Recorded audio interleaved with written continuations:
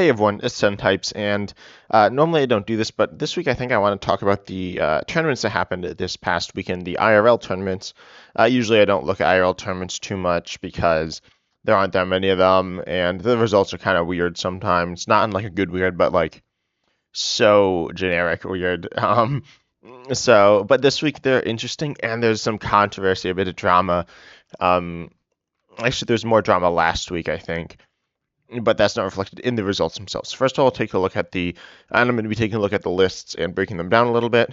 Most of them are kind of boring, but there are a few things to talk about. And they both, I believe, have the top 8. Yeah, so Brisbane and Gdansk. I don't know. I don't know what's going on with this word, but I think it's Gdansk or something. So yeah, we got 3 Guardy lists here. Got 2 Zard lists here. 2 Zard lists here. We got a Fusion Mew, I guess non-Fusion Mew. We got 3 Snorlax lists. Then we got ourselves a Palkia and a Lost Zone. And Palkia is pretty interesting. I'm not shocked to see it, but it's cool. So yeah, Charizard's good, obviously. I mean, all these decks are good. Let's take a look at the Gardevoir lists, though. And so I don't know exactly if there's anything crazy here. Looks like pretty normal generic stuff so far. We do see this is one of the winning lists, and it runs nothing of interest really. It doesn't look like. It has, let's see. I actually saw an OmniHook video kind of detailing these, or detailing them. I didn't finish the video, but it plays 3 reversal, which is fine. Pretty normal stuff. Terra is a really nice card in Guardy. I think it's usually played. It obviously helps against control, which is a big deal. It helps against. I mean, it's good in general. Like it's healing. It does a number of different things and can be like super useful. It discards the energy, which is actually a good thing as well. The list run Avery. I don't know if all of them do. Oh, these two are like almost the same. So you don't really need to look at them separately. But Avery, I don't think Avery is good just in general. I think most people know I don't think Avery is good. I'd play Worker over Avery and Gardevoir certainly. This Worker can be super important. The lists run a few stadiums. Art Zone's obviously fine. It's a good stadium, helps your opponent, but it's the strongest stadium in the game in terms of helping, like in terms of positive benefit. I think Pokestop's really good as well, but and you want bumps to path, but then pretty normal stuff aside from that. This list is running one of the other vaults. We see this list is running Lumineon, Zacian, Zacian, no Sealstone. I feel like Sealstone could be nice in the list, but I mean no Arven either, so it doesn't make a ton of sense. I do think TM Evolution's good. I'd probably put that in. I think it's like a super good card. Obviously, it kind of steps in the toes of Mirage Step Curlia, which sets up your bench, but it's fine. I don't play too much Guardy either. We do see Jirachi coming in, which I guess is good. Obviously, it's like good against Sableye. It's also good against Metacham, but it doesn't necessarily do all that you want against them. But it does help a lot of matchup. So I guess it's fair. I think all the lists do run Jirachi and no Gardevoir at this event. So putting in all stuff, we do see Roaring Moon and Luxurious Cape, which are new cards. Countercatch as well. The Snorlax matchup's weird. Someone said I saw somewhere that because Boss is nice there, so you could do 2 Boss, 1 Countercatcher, which has some advantages, but generally it's worse. I think the Dex Snorlax matchup is like really bad. It's not unwinnable, but it's really awkward. You have obviously a lot of basics. You have that you don't really want. You don't want. Screamtail can be used as an attacker, but is super sketchy because you need damage on you. Slap is not doing enough. 30 is not enough. You need to be doing at least 40. So you need damage on your Screamtail. In the Snorlax matchup, obviously your opponent wouldn't ever like damage you. Even if they could, they wouldn't want to because that's not that helps you. You can't play Mew. You can't play Rainy Greninja. You can't play Manaphy. You can't play Jirachi. I mean, you can maybe play Mew, but probably not. I don't know exactly how Snorlax decks are run, but yeah, you can't really play those. You can't play Lumineon. So if one gets dragged into play with Aircuss, you can Turbo Scenario it out of play, which is super important. Terra is super important in the deck. So if you have Terra plus Palpad, you could probably fine, but you obviously need to be careful of that stuff. The rest of this list looks like it's pretty generic, honestly. It's not too much to say about it. Collapse is good with the Luminion and stuff. So I think Collapse is pretty good. So we have some Zard lists to look at. We have 2 here. We have 3 here. I don't know, excuse me, how these lists are built either, actually. One is by Robin Schultz, world champion, and person who runs the site as well, which is good. Actually, no, I won't open it up like this. I'll open it up like this, so you can see the lists. We see a few interesting things going on here, in my opinion. As I said, I don't play that much Zard either. I play a little, but not that much. I don't think it's that fun of a deck, but it's gotten more interesting. It used to be super boring. So we see a variety of Charmeleons. I don't know which one's the best right now. Are any of these like the same? I don't know. They all look pretty different, but which is cool. It's definitely cool that they're like different looking. Yeah, I think they're all very different, which is really nice. I think Zard's become a cool list now. So this first list, I don't remember how these placed, but this one runs Rotom. I think Rotom's only okay with Sealstone. Sealstone's obviously good. This list doesn't run any Sealstone. This list runs Sealstone, 2 Sealstone, runs Pidgeot and Luminion. Pidgeot's a little weird. I feel like Pidgeot, I mean, it doesn't do anything, right? Which is kind of weird. I would probably say that I'd probably put Entei over Pidgeot because it's like just a decent attacker. I mean, I get why it's there. It's okay, but it's not like that good. Then we got this list runs. It does run Rotom and Luminion, so some more like engine Vs with Steelstone. This list runs more stuff. It runs Delphox, Luminion. I do think Entei has value. I guess it's not that much value, but against like disruptive decks, it could be nice. And then we see, let's see, we see Meteor Attack. That is attack for Snorlax. It is attack for, yeah, just Snorlax in this case. It can do a few other things, but yeah, I'm looking. You use super effective glasses to make it attack for Iron Hands, which isn't that bad of that big of an issue for this deck. Not something you're happy to see either necessarily. We do see pretty normal Charizard counts. I don't know which Charmeleon. I don't like this Charmeleon. Just 40 for 2. I guess it's okay. I know some people obviously like it, but I probably wouldn't run it.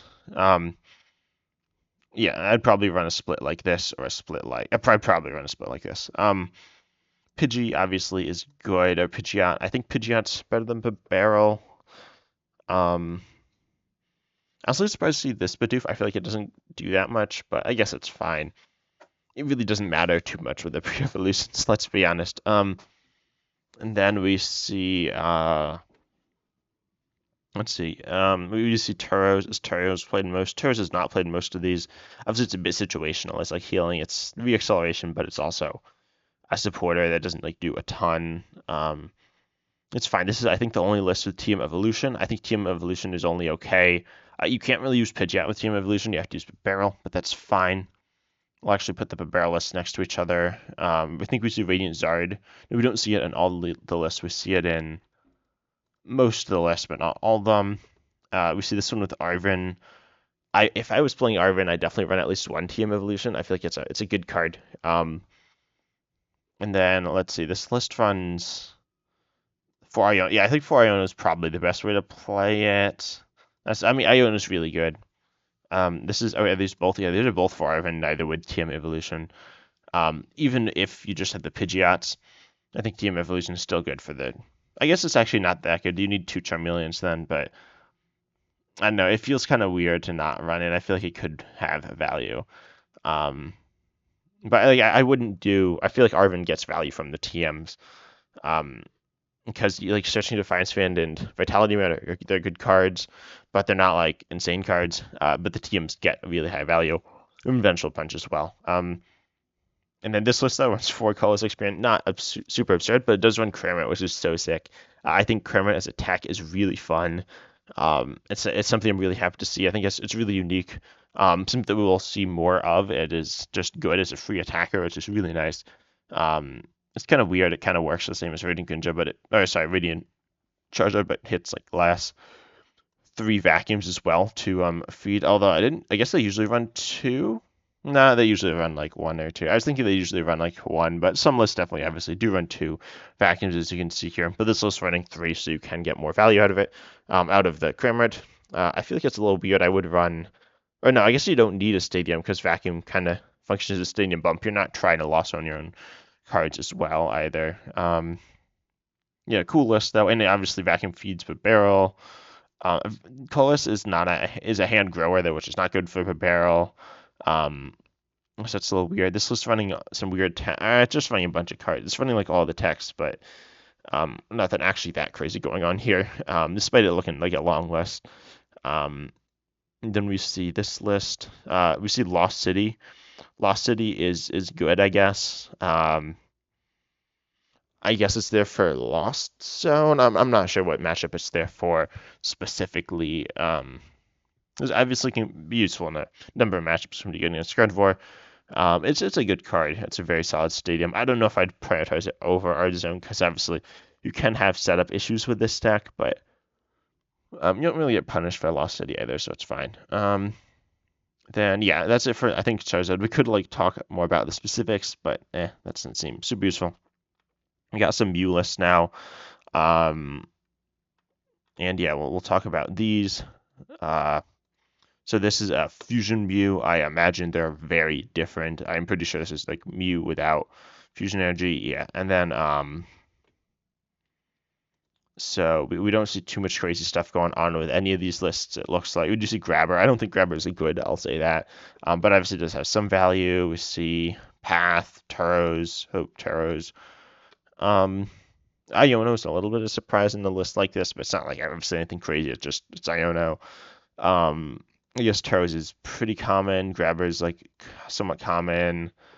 Hisuian Heavy Ball is a bit of a surprise. That seems kind of, I guess it's good to grab like a Genesis deck, but I don't know. I don't think Hisuian Heavy Ball is good in this deck. It doesn't make a lot of sense because you run 4 of both of your basics. Yeah, I don't know exactly why that's there. Like, if Hisuian Heavy Ball was in this list, I'd be like, yeah, that makes sense. You run 1 of each of these basics. But yeah, you don't even like need it. They kind of work together. Like if you prize Meloetta or Ice Cube, it's okay. If you prize both, it's kind of sketchy. Obviously they do different things, but they aren't like, they're kind of similar. And then this list runs. I just don't think Colorless Mew is like good.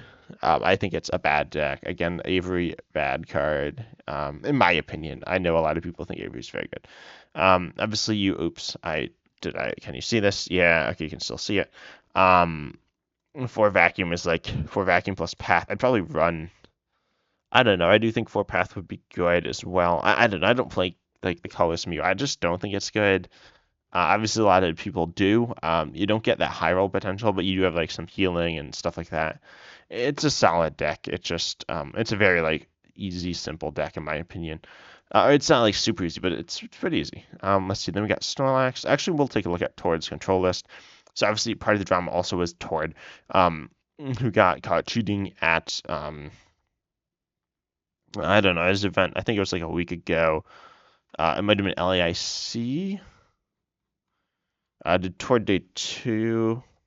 No, it looks like or maybe he got like removed and so he got like kicked out of like his name wouldn't be on here. I don't really know.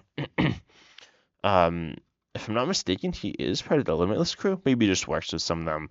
I guess he isn't part of the Limitless crew. I don't remember that the teams are weird, but yeah, there's some Tord drama. So I honestly thought he was like it got like a short ban, but I don't think that's what happened. I think he just got kicked out of the one event, which is fine, I guess. A bit of drama. I don't know the exact details, and I talked about it a bit more in my Tord.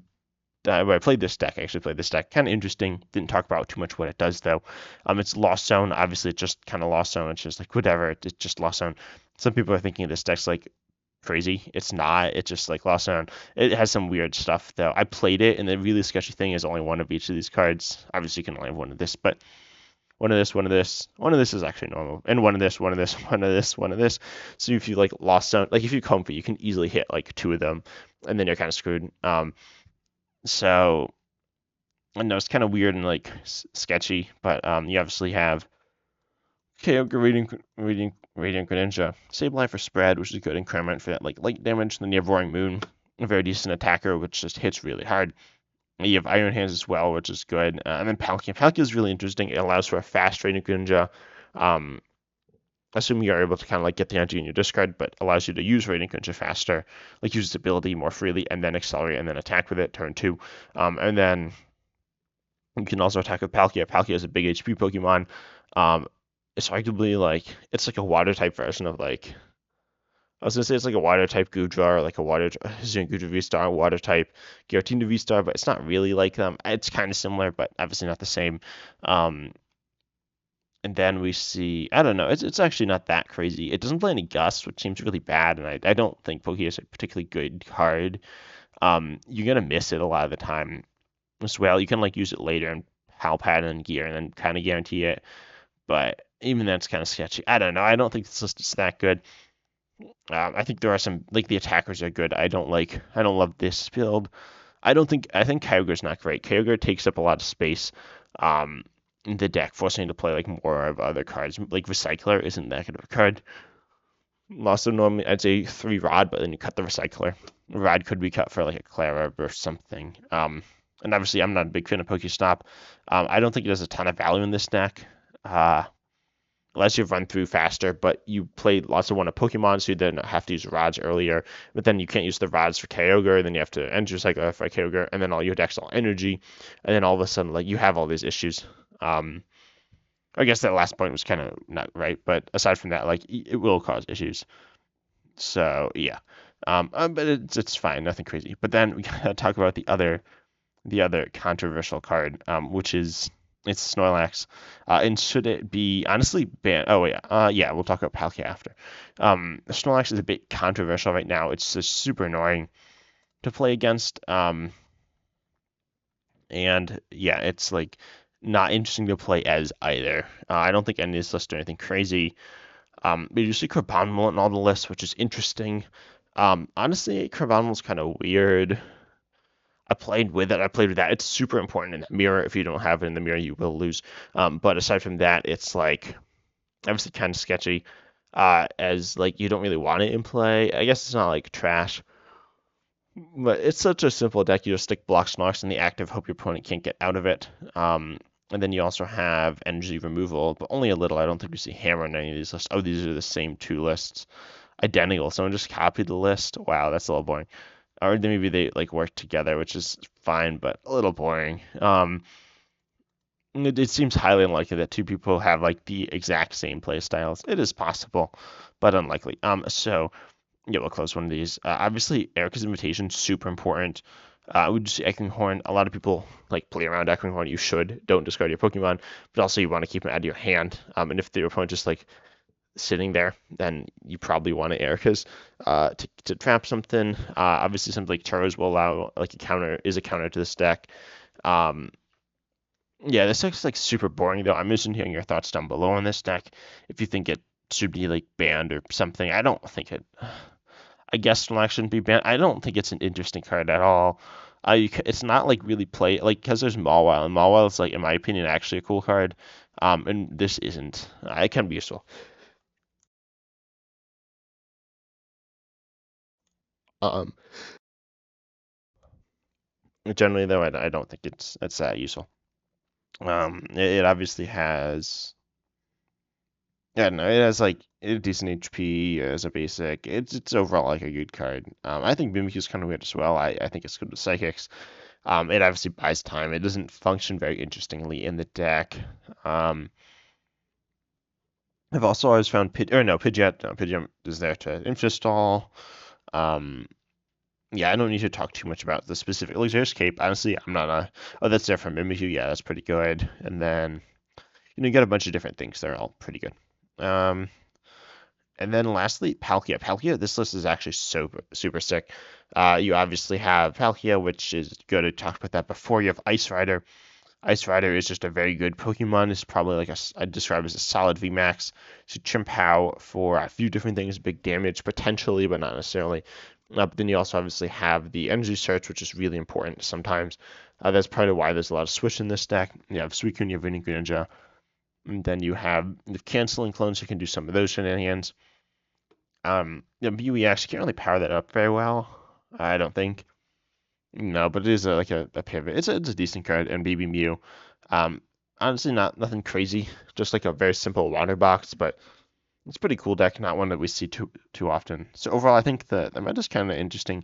It's kind of weird. It's obviously only a few tournaments. Like if you look at this regional, if you look at some of these other tournaments, the meta looks a little different. I wouldn't see Chimp How there. Obviously, Chimp has a good deck. You look at in Japan or Japanese form. This isn't in Japan, but things are a little different. I don't think. Um, so yeah, Paradox Drift. Like there's some weird stuff going on here, but they have like Goldango. You see that as like a decent deck. And there are a lot of very decent decks right now. We see I know you just see, you can like scroll through and see what's good. But like Anti-Iron Valiant's like decent. Rhydon's decent. Um, yeah, overall, like if you take a look at like online though, obviously stuff gets like a little different as well. If you look at these like bigger tournaments, you'll see similar stuff, but you'll see just copying as well. I think this person just copied the Ice Rider list. This is the Palkia Ice Rider. But overall, I think the meta is pretty decent. I'm interested in hearing your thoughts down below, though. If you enjoy, consider subscribing to the channel. It's free. You can always undo it. And overall, I'm excited to see you in the next video.